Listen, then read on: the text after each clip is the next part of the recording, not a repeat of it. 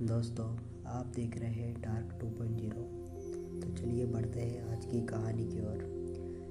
आज की कहानी का शीर्षक है पिंजरे की औरत। भाग 1, रहस्यमय गांव। उत्तराखंड के एक छोटे से गांव में नेशा में लोग सूरज डूबने से पहले अपने दरवाजे बंद कर लेते थे। कहा जाता था कि गांव के उत्तर में पुराने कुएं के पास एक औरत की आत्मा भटकती है। उसका नाम कभी रज्जो था, एक विधवा जो पिंजरे में पक्षियों की पालती थी। भाग 2, रज्जो और उसका पिंजरा।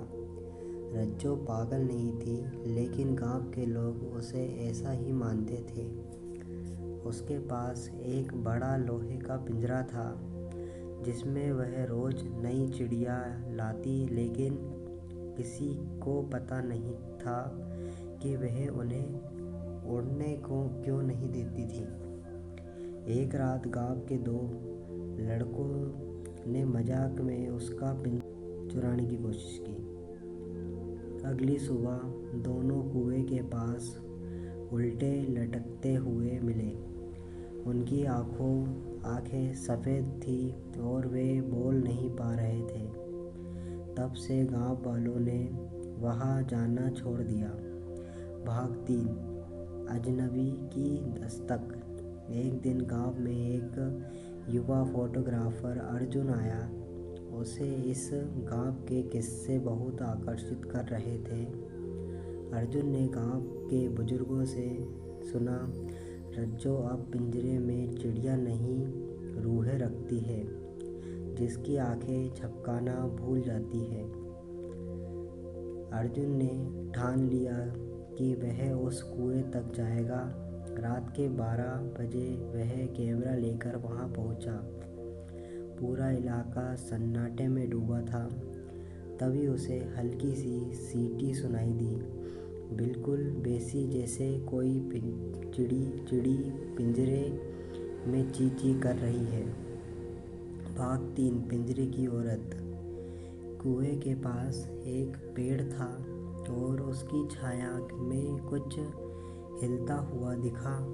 अर्जुन कैमरे की फ्लैश जलाकर देखने ही वाला था कि एक औरत सफ़ेद साड़ी में, लंबे बाल और एक हाथ में लोहे का पिंजरा पकड़े हुए खड़ी थी।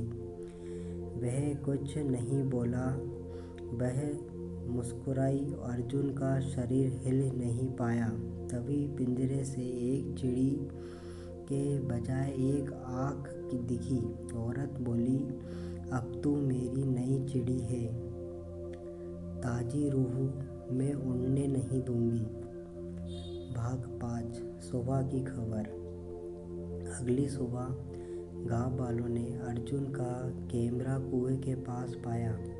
कैमरे के केवल एक तस्वीर थी, एक खाली पिंजरा, लेकिन उसकी छाया में कोई बैठा हुआ था। बहुत धीरे धीरे मुस्कुराता हुआ।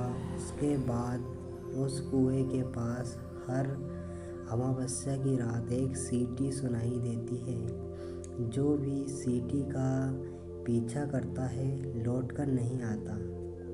क्या आप जानना चाहते हैं कि रज्जो कौन थी, या मैं इसका दूसरा भाग सुनाऊं, जहां कोई औरत ना पिंजरे